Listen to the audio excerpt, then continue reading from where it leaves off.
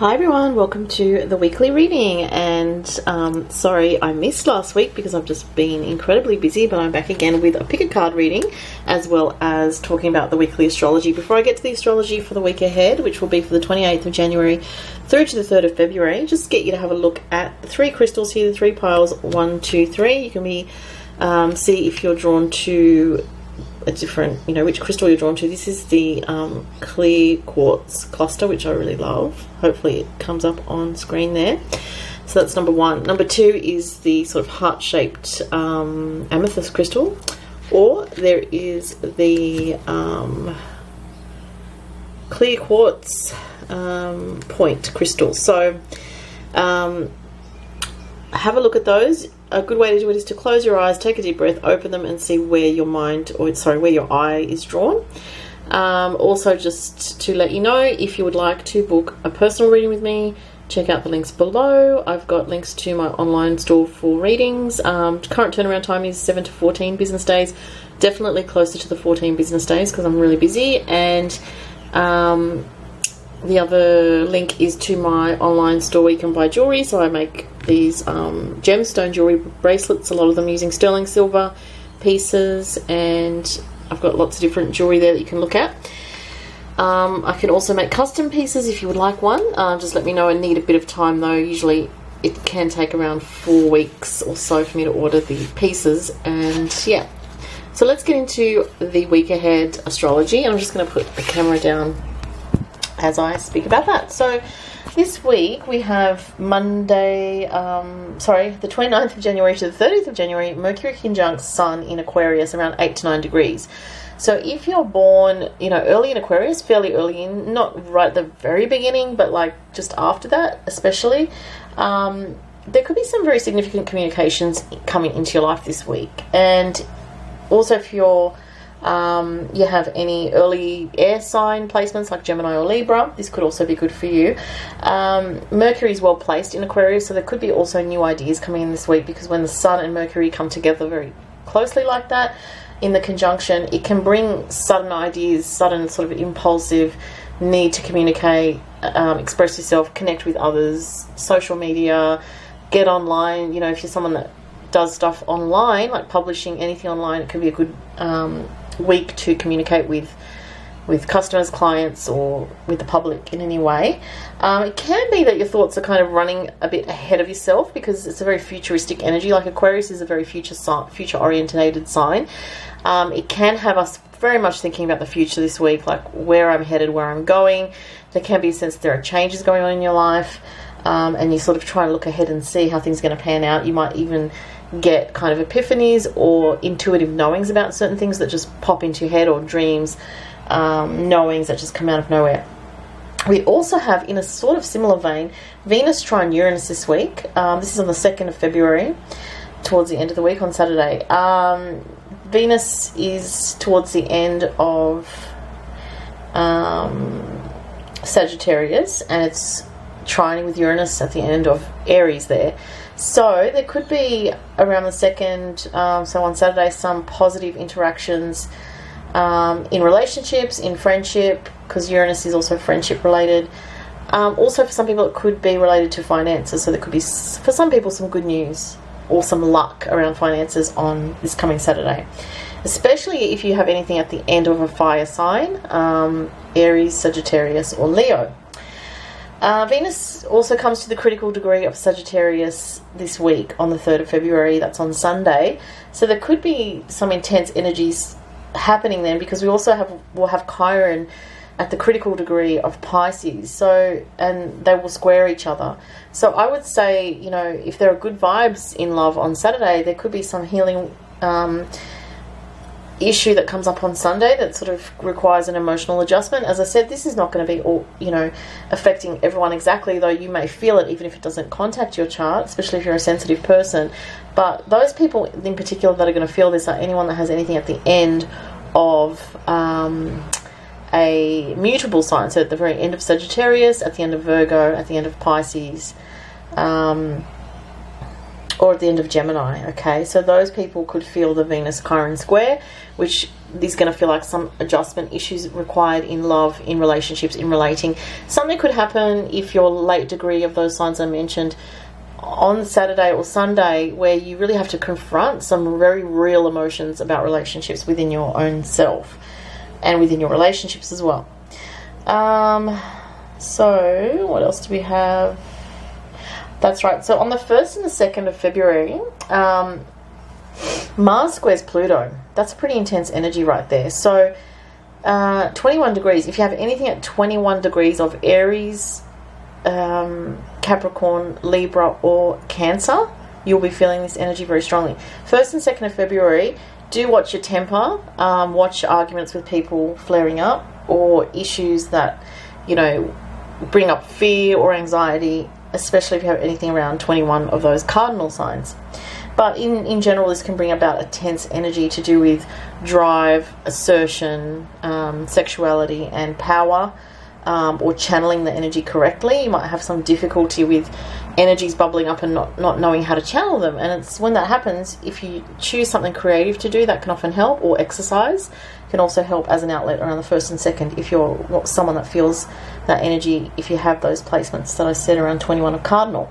The other thing that's happening, which is, you know, a very rare alignment, is Saturn sextile Neptune. It's rare in the fact that Saturn is in its home sign of Capricorn with Neptune in its home sign of Pisces.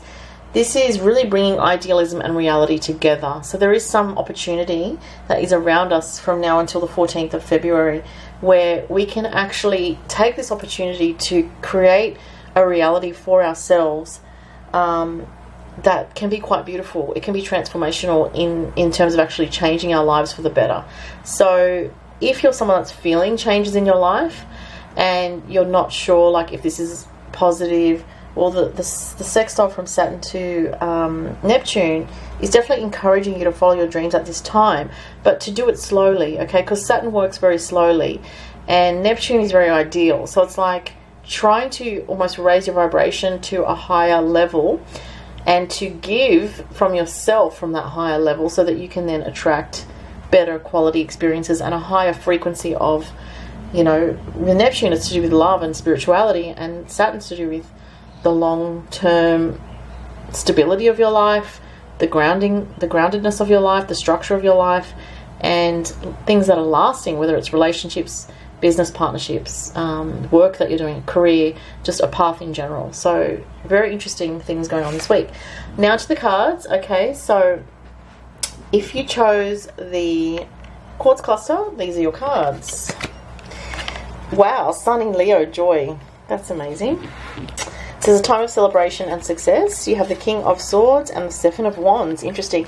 So the King of Swords could be you, or it could be an air sign person in your life, an air sign male. So can be, doesn't have to be, a Gemini, Libra or Aquarius. The Leo energy is to do with the heart. It's to do with expansion. It's to do with your individuality, expressing yourself and connecting in joy. It can be a romantic energy there as well, but it's about success here. So there has been some kind of battle to get to a point of success, either in a relationship or in regards to something that you really want. It doesn't have to be a relationship with it could be a relationship with an air sign, or if you're an air sign, it could be to do with a path, or if you have air in your chart, it could be to do with creative path. But creativity, love, romance, self-expression are all highlighted here if you chose this, and this is going to bring you a lot of joy. It says joy right there on the bottom of the card. So someone could help you as well that has these qualities, someone that's very sharp-minded, quick-witted like a Gemini, or has a very high intellectual capacity like an Aquarian type of person, or is also, there's a relationship focus potentially with a Libran influence.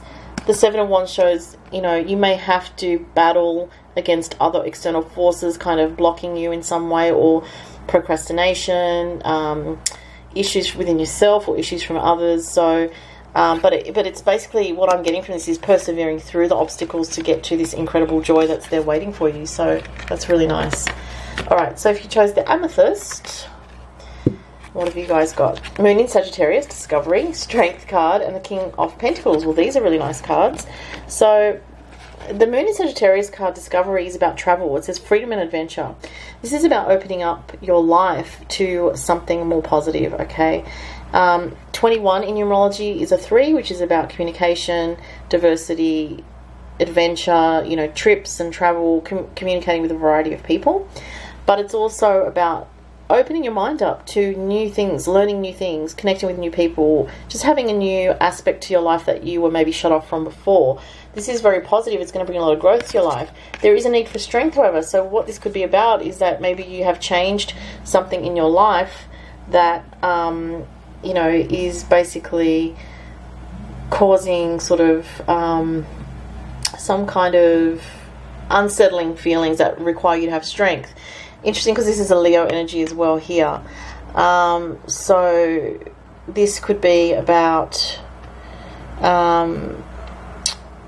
understanding that, okay, there is some change around you. At first it may be difficult, but it's actually leading you to positive developments, okay?